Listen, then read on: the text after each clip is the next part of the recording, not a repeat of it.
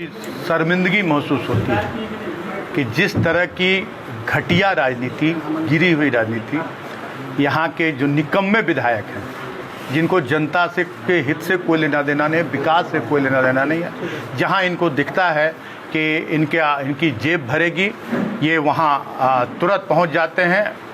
और जहाँ इनको दिखता है कि हम कहाँ जातीय उन्माद पैदा कर सकते हैं, धार्मिक उन्माद पैदा कर सकते हैं, वहाँ ये किस बिल से निकलकर और कहाँ से आप लोगों को 5 मिनट के अंदर खोज कर और इस तरह का माहौल ख़राब करने का काम करते हैं।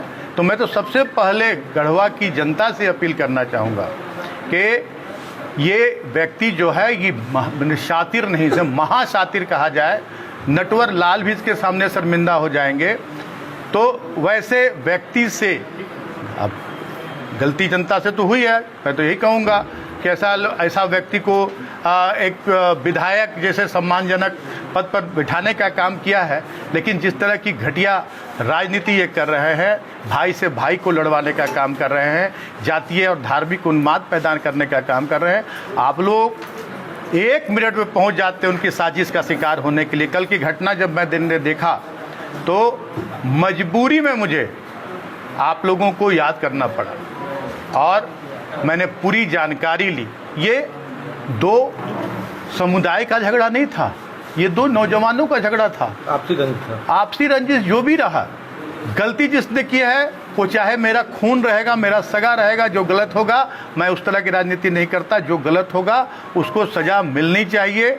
और आज दोनों पक्षों को मैंने बुलाकर और दोनों पक्षों ने यह कहा है कि आज से नहीं, पुरखों से हमारा संबंध है, व्यक्तिगत संबंध है, हमारा पारिवारिक संबंध है, कोई किसी का भतीजा लगता है, कोई भाई लगता है, और हम लोग में लड़ाई हुआ है तो ये हमारा आपसी लड़ाई है, ये कोई समाज की लड़ाई नहीं है और कोई धर्म की लड़ाई नहीं है।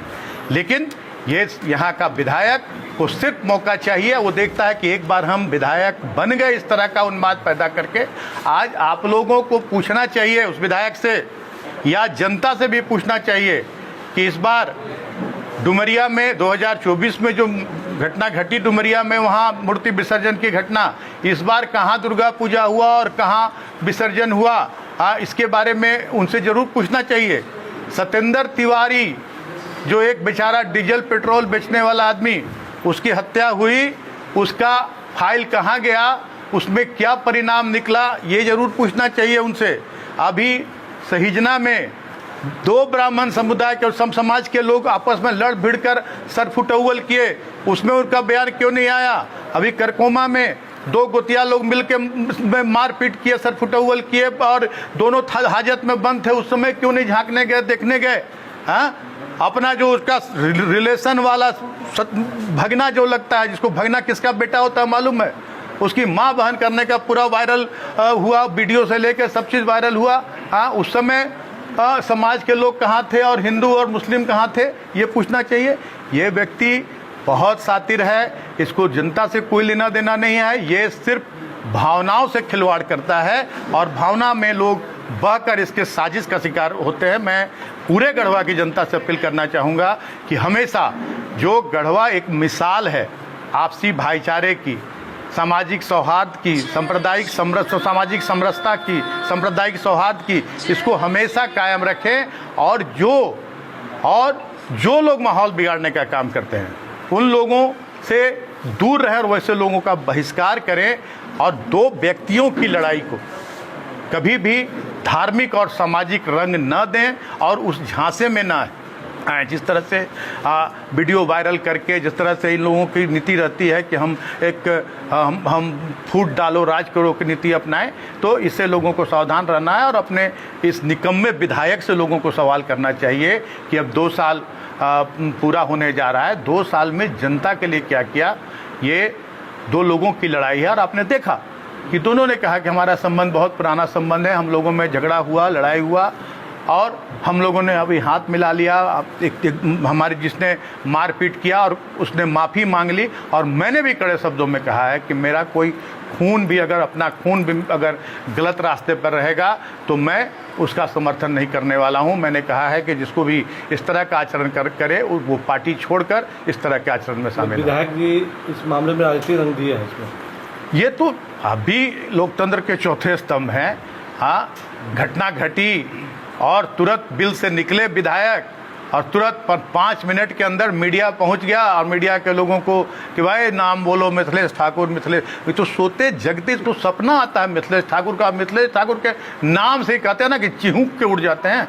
तो अभी उस रोते जागते हर मामले में जो भी आपराधिक मामला हो आप ही का नाम तो वही कहते हैं कि उसको एक डर समाया हुआ है। वो देख रहा है कि हम जनता को ठग कर एक बार विधायक बन गए। और मिथिलेश ठाकुर जन जन के साथ है, हर वर्ग के, हर धर्म, हर जाति, हर संप्रदाय, हर समुदाय के साथ मिथिलेश ठाकुर दिन रात खड़ा रहता है। हर लोगों की समस्याओं का ना किसी का जाति पूछता है ना धर्म पूछता है, सारी समस्याओं का समाधान करता है। और वो भी मीडिया को दिखाकर नहीं। मेरे पास जितनी समस्याएं आती होंगी उसका 5% भी उस विधायक के पास नहीं जाता है आज के दिन में भी, आज के दिन में भी। और सभी की समस्याओं का निदान यहाँ होता है। और उस विधायक के बारे लोग जानता है कि वो अपने स्वार्थ के लिए, अपना झोली भरने के लिए और हिंदू मुसलमान जात पात कराने के लिए। अरे पहले तुम देखो, हाँ, क्यों नहीं बयान दिया? आप लोगों को भी पूछना चाहिए कि जो सहिजना एकदम शहर है वहाँ इतनी बड़ी घटना हुई। करकोमा में अभी एक गोतिया लड़ा, दोनों परिवार के लोग थाने में बंद थे। उस समय कहाँ सो रहा था विधायक? और जैसे देखता है कि कहीं कोई धार्मिक उन्माद पैदा करना है, तुरंत मीडिया के सामने बयान देना, समाज को पूरी तरह से समाज को जोड़ देना। ये दो लोगों की लड़ाई, दो लोगों में गलतफहमी हुई, जो भी हुआ। और इसका जड़ क्या है, इसका मूल क्या है, ये भी देखने की ज़रूरत है। इसका जड़ है जो लोग ज़मीन माफिया हैं।